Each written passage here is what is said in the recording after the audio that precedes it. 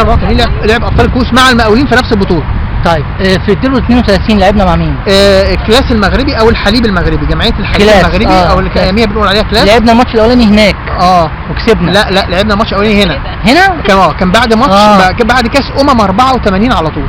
كنا لسه راجعين من كاس 84 في ابيجان. كويس. طاهر ابو زيد حط جون في اول دقايق، وبعد كده خالد جد الله حط جونين في منتهى الجمال. كويس. الشوط الثاني هم حطوا جون، بقينا خلصنا 3-1. هناك بقى رحنا ماتش كان سهل جدا. معلش انت قلت الشوط الاولاني خلص كام؟ 3-0 وهم جابوا جون في الشوط الثاني، خلص الماتش 3-1. مين اللي جاب الجول في الشوط الاول؟ طاهر ابو زيد وخالد جد الله. خالد جد الله جاب جونين ورا بعض. وهم حطوا جول في الشوط الثاني بقى 3-1. يعني بقى مطالبين انهم يكسبوا الاهلي هناك 2-0 عشان يوصلوا. مجدي عبد الغني مصطفى عبده، فات 5 دقايق والنتيجه لا تزال 0-0.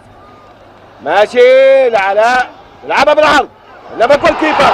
والجول الاولاني يحطه طاهر ابو زيد من كوره مرتده من ايد الجول.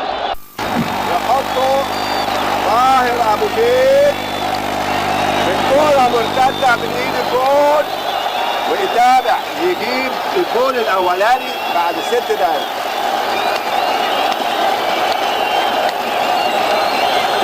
برافو يا طاهر، برافو يا طاهر. طويلة لطاهر، حاسب يا طاهر الراجل ده هيخش معاك. لعبها بره، حلوة وعلى طول الجول الثاني.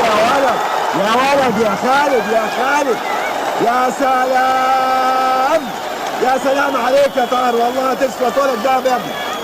كورة دي جري وقبل ما تطلع اوت بيرفعها، كورة جميلة. طاهر الشيء اللي طاهر ابو زيد لعامر اللي بنقلها لأسامة، بيقرب له طاهر، رجعها تاني لعامر اللي هيشوط بقى يا راجل لخالد جد الله. هوبا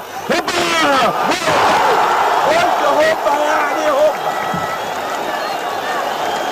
باينه واضحه زي الشمس. الماتش اللي هناك بقى اتلعب بعدها باسبوع او اسبوعين، كان ماتش سهل. الاهلي كسب هناك 2-0. طاهر ابو زيد حط الجول الاولاني. طاهر ابو زيد بقى في الماتش ده كان بيعمل، كان راجع بقى فايق من 84، بيعمل اللي هو عايزه، بيرقص الفرقه كلها، بيعمل اللي هو عايزه، وحط جول من ضربه حره جميله جدا.